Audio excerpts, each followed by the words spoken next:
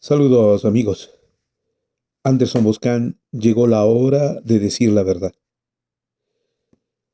Empiezo por extender mi saludo solidario, mi sensación de apoyo y respaldo al señor Anderson Boscan y su esposa, la colega periodista Mónica Velázquez y sus pequeñas hijas, por la lamentable situación en la que se encuentran en estos momentos. El exilio siempre será duro, y una cárcel, por más de oro que parezca, no deja de ser cárcel, y el refugio en otro país, el traslado a otra sociedad es esa cárcel de oro. Por condiciones ventajosas en las que uno esté. Lo lamento, sinceramente y de corazón, señor Boscan, señora Velázquez. Lo siento de corazón. Si está en mis manos el poder extender de la mejor manera este sentimiento solidario, lo haré, porque como siempre digo, no toleres una injusticia, por más enemigo que sea la persona a la que tienes que respaldar. En este caso, y entremos en materia, Anderson Boscan enfrenta una circunstancia tal que en este momento lo que más le conviene es decir la verdad. ¿Por qué?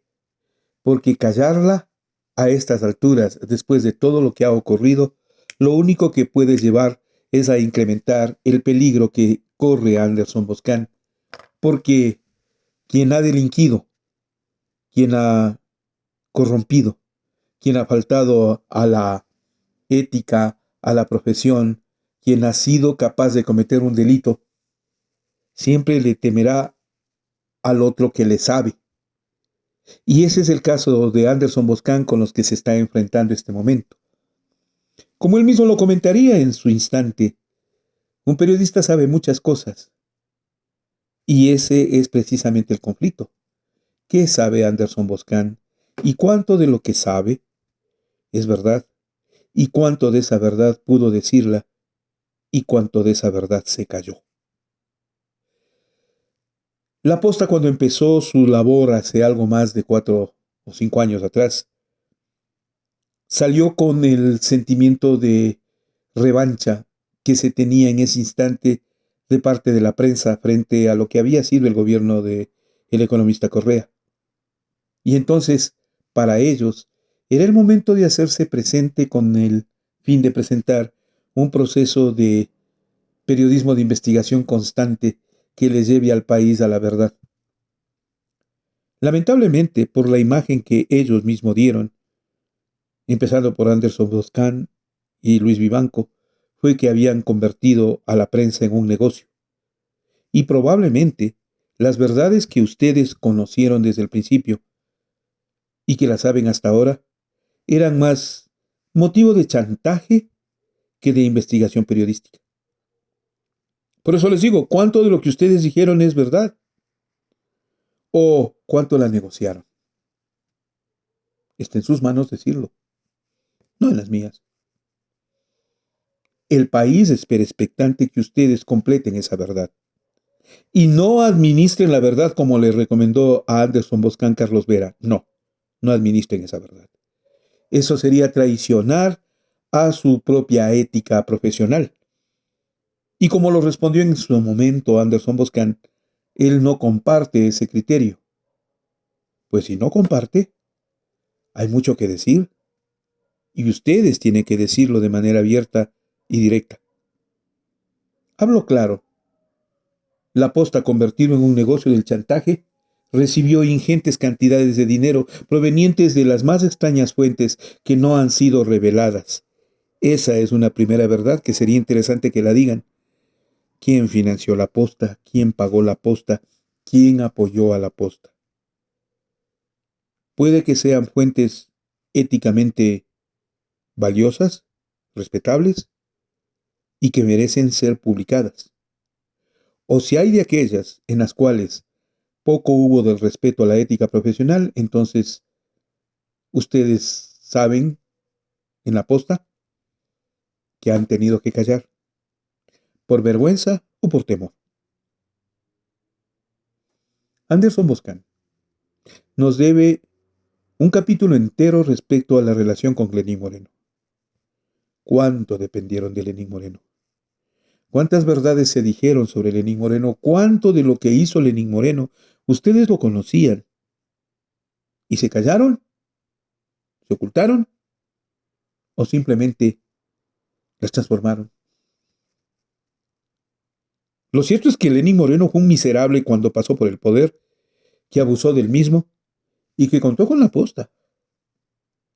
¿Cuánto de lo que les dio Pablo Celi de la Torre, el Contralor General del Estado, ustedes, los de la posta, se llevaron? Hicieron las obras de teatro, las publicaciones, y difundieron las noticias de los falsos positivos que se montaban desde la Contraloría contra cualquier persona.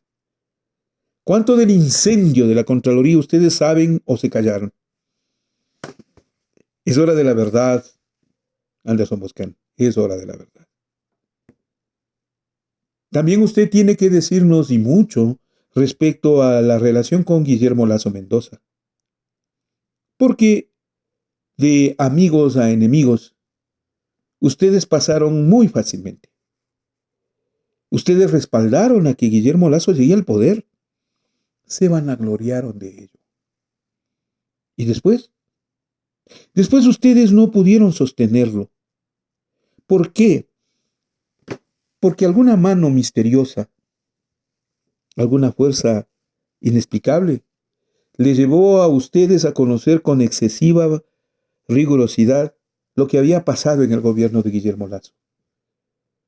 La derecha, a la cual ustedes representan políticamente hablando, porque siempre se mostraron partidarios de esa tendencia, tiene mucho de qué arrepentirse de que Guillermo Lasso haya llegado al poder por su relación con la mafia narcoalbanesa.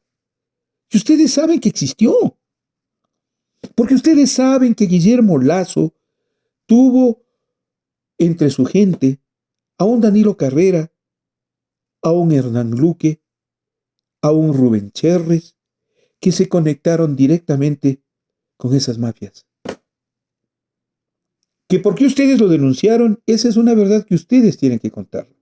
Porque hasta este momento solo han contado los hechos, pero no quién facilitó toda esa información. ¿Cómo es que ustedes las obtenían y otros medios no? No se trata solamente de un trabajo periodístico, sino de una vinculación con los hechos de forma impresionante. Y ustedes contaban con todos los recursos para una investigación en contra de un político que había sido de su respaldo y al mismo tiempo de su apoyo. ¿Y ustedes? Ustedes desde la posta Anderson Boscan decidieron enfrentarlo. Sus razones deben haber tenido para confrontar a quien fuera su benefactor, pero que ahora, al volumen de delitos cometidos, ustedes no tuvieron ningún empacho en denunciarlos. E hicieron bien, siempre y cuando aquello no haya sido un proceso de coparticipación de otras fuerzas políticas interesadas en tumbarle al que tenía relación y vínculos con el narco albanés.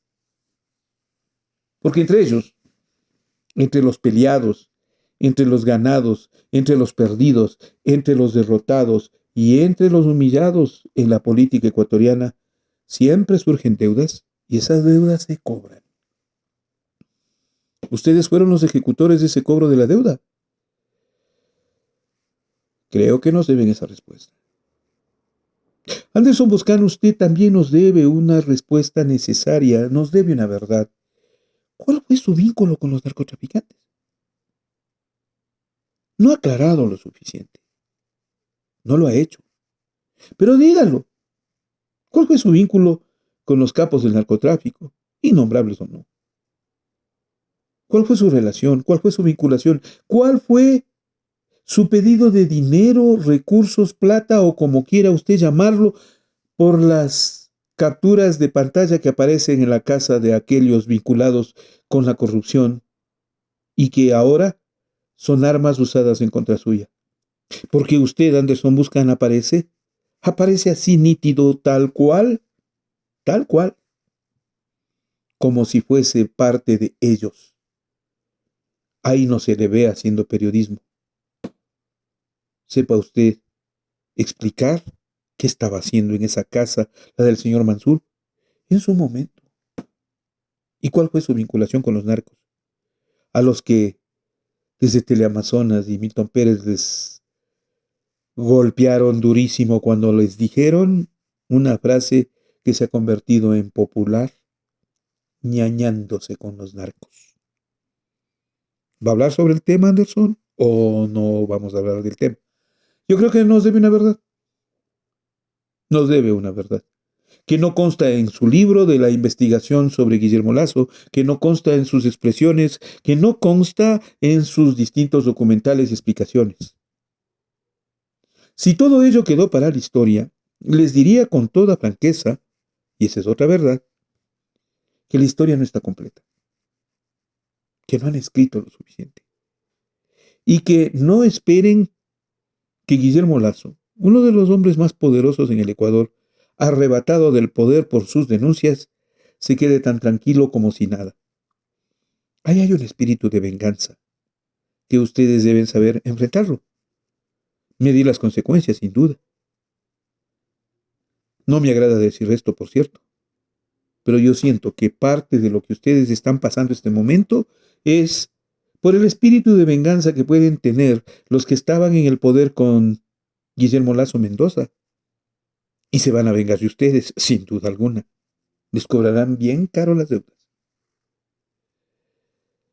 Hay algo que usted, Anderson Boscan, en este último tiempo, ha tenido la frontalidad de decirlo, y es la Fiscalía Delictiva que interviene en el Ecuador.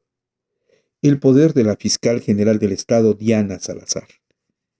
Cómo ha manipulado el poder, como usted mismo lo dijo, para perseguir a sus rivales y opositores.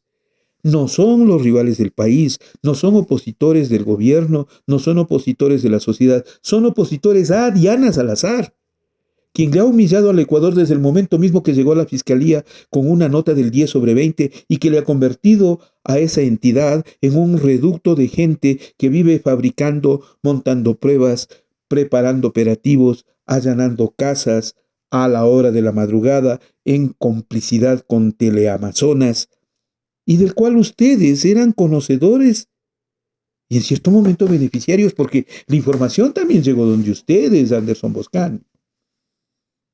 ¿Nos quiere decir la verdad de su relación con la señora Diana Salazar? ¿O quiere que nos olvidemos que ustedes le defendían a capa y espada a la dama de la orquídea, a aquella que le consideraban un ejemplo para el Ecuador, cuando en el fondo ustedes saben que está llena de podredumbre la fiscalía, como su pasado por la fiscalía?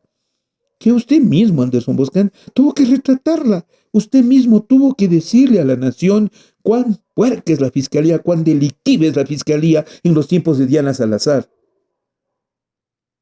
Pero usted la defendía a capa y espada. Usted fue capaz de utilizar falsamente una prueba de confiabilidad, de comprobación de fuentes de un documento académico como la falsa tesis de grado de la señora Diana Salazar, para correr ese programa y argumentar que con eso ella se salvaba. Y se salvó, pues, porque Diana Salazar demuestra casi siempre caer para arriba. Diana Salazar se salvó en parte por lo que hizo usted y la Posta con el tema de la comprobación de lo falso de su tesis, que para ustedes no existía. Pero ustedes aprovecharon de la rivalidad de Diana Salazar con Freddy Carrión, con su esposa, con Priscila Schettini, para burlarse de esa pareja a la cual le endilgaron los peores calificativos, de lo que ahora me imagino deberán arrepentirse, porque quien escupe al cielo frecuentemente le cae en la cara, cuando dichos escupitajos saben a una basura mental que no es justa ni aplicable. Anderson Boscan, creo que nos debe otra verdad. ¿Cómo hicieron? ¿Quién les pagó? ¿Cómo consiguieron? ¿Cuánto obtuvieron para ir a perseguir a Rafael Correa en Bélgica? ¿Se acuerdan lo del crowdfunding? ¿Se acuerdan todo el relajo que fueron a hacer para perseguir a Correa? ¿Quién los asusó? ¿Quién los promovió para insultar y ofender al expresidente? Usted, Anderson Boscan. Usted. ¿Se acuerda? Qué feo que es ser perseguido, ¿verdad? Pero usted practicó la persecución. Usted se ensañó con las hijas e hijo del economista Correa. Les persiguió hasta el colmo, tratando de demostrar lo indemostrable con relación al economista Correa y su moral. Yo le pregunto ahora, ¿qué pensarán sus hijos de su padre? ¿Qué creerán sus hijas de su padre cuando su padre era un persecutor de otras personas y ahora él es el perseguido? No me agrada decir esto, Señor, pero ¿no le da la impresión de que está pagando las consecuencias y está haciendo pagar a sus hijas las consecuencias de su persecución? Lo lamento, qué pena. Creo que también merece una explicación la que usted le debe al movimiento indígena por su racismo. ¿Por qué ofendió tanto a los indígenas como para llegar al extremo de su frase, indio cogido, indio preso? Indio. El término más ofensivo y racista con el que se aplica contra las comunidades indígenas y su lucha histórica. Pero para usted importó poco. ¿Por qué hizo lo que hizo con Leonidas Issa? ¿Por qué ese término de cabrón en su debut y despedida en Canal 10 cuando llegó al programa con un afán de revancha y ofensa? ¿Quién era quien le asusaba? ¿Quién le promovía? ¿Quién le exigía que usted se comporte de manera tan indigna? ¿Nos dirá la verdad en eso, señor Anderson Boscan? Nos la debe. Y digo, hay algo más fuerte.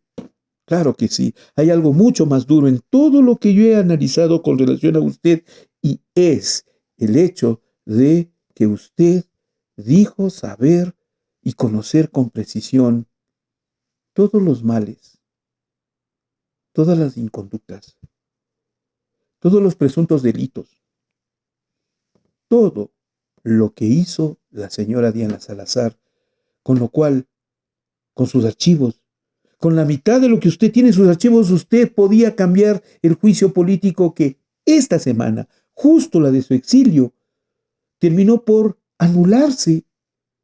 Porque ya no habrá juicio para Diana Salazar, porque usted se guardó esos archivos. Porque usted no le dijo al país la verdad de esta persona que le ha hecho tanto daño al Ecuador y que usted lo sabe, usted conoce, usted tiene pruebas, usted pudo haber cambiado ese juicio político y no lo cambió, no lo hizo, se fue llevando todo eso y nunca denunció.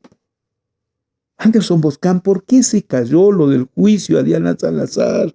Vea el espectáculo indigno que nos acaban de ofrecer, asambleístas vendiéndose por una acción de la fiscalía que les levantó las acusaciones de tráfico de influencias, de corrupción. Si usted se guardó todo eso, ¿no tiene la sensación de complicidad? Digo, ¿no puede usted decirme cuánto daño le hizo al Ecuador el que Anderson Boscan, teniendo como tenía las pruebas contra Diana Salazar, se largó,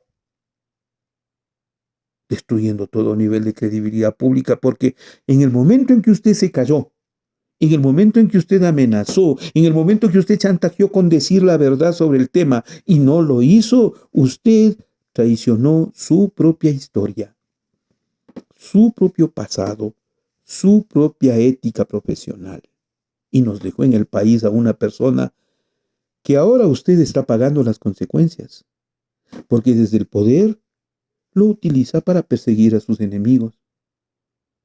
Creo que nos debe otra verdad también frente a eso, ¿no? ¿Cuándo fue que se volvió enemigo de Diana Salazar? Cuando antes usted le defendía en el plagio de su tesis. ¿Qué pasó? Porque usted, señor Boscan, debería aclarar dos hechos muy graves que han salido de su boca.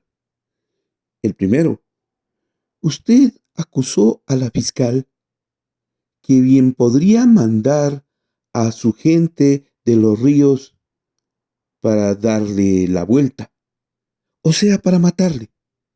Está insinuando que la fiscal tiene gente en condición de sicarios o de estajeros para asesinar personas, o ya lo ha hecho, y bien podría pasar con usted. Vamos, diga la verdad sobre eso. Y diga también la verdad sobre si existió o no el informe que ahora originó su exilio y que se lo atribuye al celular de Cherres y que la Fiscalía General del Estado le ocultó,